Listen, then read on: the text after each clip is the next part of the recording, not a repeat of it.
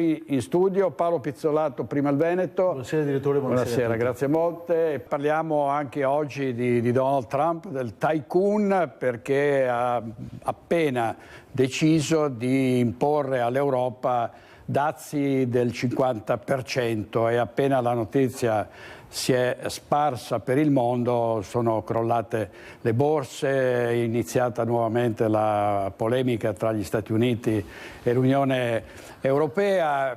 Paolo Pizzolato.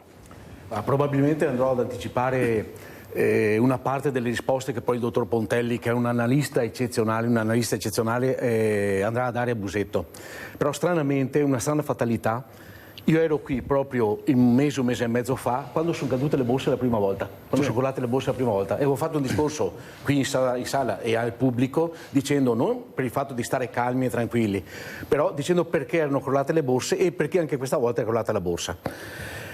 La volta scorsa e anche questa volta i titoli sono andati giù e logicamente qualcuno dice sono stati bruciati miliardi, ribadisco per l'ennesima volta quello che ho detto anche la volta scorsa. I miliardi che vengono bruciati non vengono bruciati, ma li perdono chi vendono i titoli in quel momento quando stanno crollando. Come ho detto ancora la volta scorsa e come ribadisco di nuovo adesso, i titoli vengono comprati da grandi fondi americani che in questo momento trarranno un vantaggio, perché se voi vi ricordate la settimana dopo la caduta della borsa di circa un mese fa, la borsa ha iniziato a fare più 3, più 4, più 5, perché logicamente i titoli sono stati ristabiliti ma erano nelle mani di altre persone.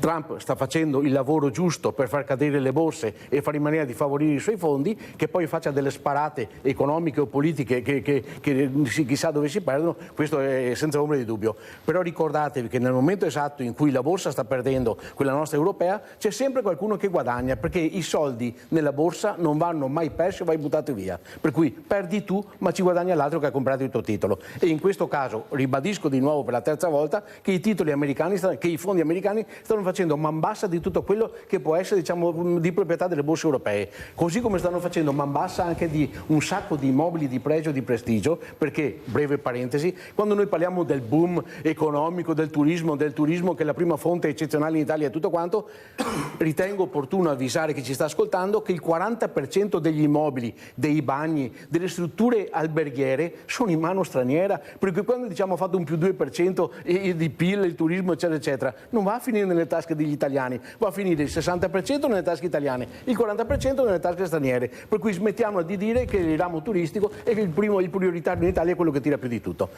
Fatta questa premessa, andiamo ad analizzare economicamente cosa sta accadendo. In questo momento noi siamo molto deboli rispetto all'economia americana e Trump vuole fare in maniera di far ritornare alcune ditte, giustamente come è stato osservato prima, in America. Vuole fare in maniera che la gente si trasferisca in America, vuole fare in maniera che tante piccole ditte possano esercitare i loro ruoli o all'interno di paesi che sono amici dell'America, per cui non subiscono dazi come noi, oppure vanno direttamente in America. Guardate che nel nostro piccolo, io lavoro in una banca di credito cooperativo che è una banca piccolina rispetto a grandi banche come Unicredit, Banca Intesa, eccetera, eccetera, ma tanta gente sta spostando la propria ragione sociale in America proprio per essere agevolata con tutto quello che sta dicendo Trump in questo momento, per cui una caratteristica del Presidente di far sì che si muova economicamente parlando e un contesto, diciamo, di denaro che logicamente va a confluire nelle tasche degli americani. Poi c'è anche una fase politica, che ha fatto imbestialire logicamente il Presidente, che lui faccia queste sparate, queste cose qui, ognuno ha le proprie idee su Trump, a chi piace, a chi non piace, eccetera, eccetera. Con Howard se la sta prendendo solamente perché è a gestione di sinistra, per cui Howard la sta martellando proprio per quel motivo lì, non è che ci siano altri motivi.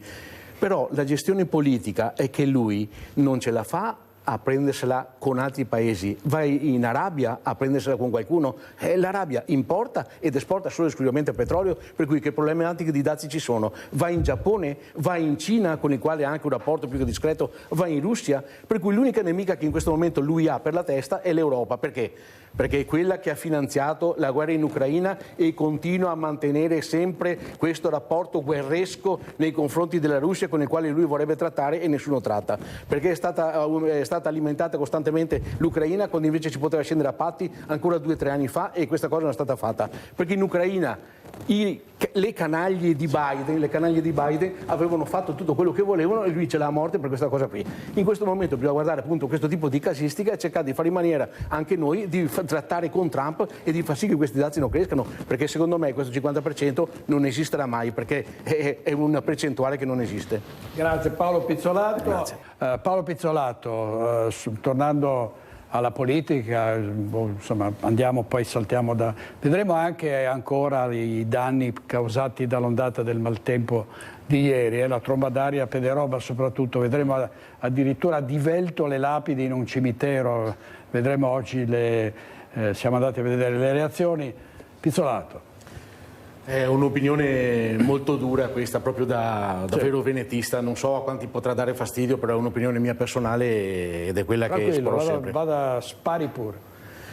Allora, si è parlato del discorso di Speranzon, si è parlato del discorso del leghista, metto anche una terza persona che è stata lanciata da Forza Italia, che è Flavio Tosi. Allora, prima vado ad analizzare in pochissimi secondi le persone fisiche, praticamente quelle che potrebbero essere i candidati. Uno è un ragazzotto che è stato messo da Salvini all'epoca commissario, dove per 10 anni non sono mai state rinnovate le sezioni, le circoscrizioni e le province, e praticamente si è avuto un commissariamento dove questo è stato lanciato sul mercato senza sapere nemmeno cosa fosse capace di fare. Speranzone è uno che è stato fortunato, si è trovato nel listino di Fratelli d'Italia senza avere mai nessuna amministrazione alle spalle, nessuna attività politica alle spalle, e si trova a essere un nome blasonato solo perché fa da portavoce alla Meloni, però non si sa nemmeno da dove esca. È stato assessore provinciale anche. È stato assessore provinciale, però tu devi avere anche una carica amministrativa. Consigliere comunale per 20 anni. Però devi avere anche un attimo una carica un po' amministrativa per cercare di capire come amministrare. È stato presidente dell'Ater. Se vado a vedere Flavio Tosi, che conosco benissimo, è una persona che aveva messo 10 anni fa in difficoltà la Lega cercando di eliminare Luca Zaia, cercando di creare il partito del fare, adesso si è riciclato all'interno di Forza Italia e dovrebbe essere questi qui i personaggi che io vado a votare. Allora, eliminiamo le persone fisiche, guardiamo, visto che qualcuno può dire sì è bravo, sì è bello, eccetera, eccetera, guardiamo cosa andiamo a votare. Andiamo a votare una Lega Nord con un dittatore che per 10 anni non ha fatto in maniera di poter rinnovare assolutamente, come ho detto prima, nessuna sezione, nessuna circoscrizione, che in questo momento ha sottratto 1,5 miliardi per le strade venete, per cercare di dirottarlo sul ponte sullo stretto di Messina. Io devo dare i voti a questo personaggio qui. Andiamo a vedere un attimo la Meloni, con la potenzialità che ha avuto nel Veneto, può scegliere direttamente di fare in maniera di poter dire qual è il nome del presidente. Però stiamo votando un partito centralista che è uno di quelli che ha cercato di fare in maniera di bloccare assolutamente quello che è la richiesta di autonomia da parte del Veneto, per cui in questo momento cerco di fare in maniera di votare uno della Meloni che in quel momento lì andrà a bloccarmi tutto quello che è stato cercato di fare, che abbiamo cercato di fare sull'autonomia. Cioè, mi chiedo come facciano i veneti a votare una cosa di questo genere. Vado con la terza persona, ripeto che è Flavio Tosi, di cui avevo sentito nominare anche in puntate antecedenti, e dico: come facciamo a votare una persona del genere che è passata a Forza Italia, che ha cercato di distruggere la Lega, come ho detto prima, che sta cercando di fare in maniera di poter autoriciclarsi per ritornare di nuovo a essere qualcosa e qualcuno?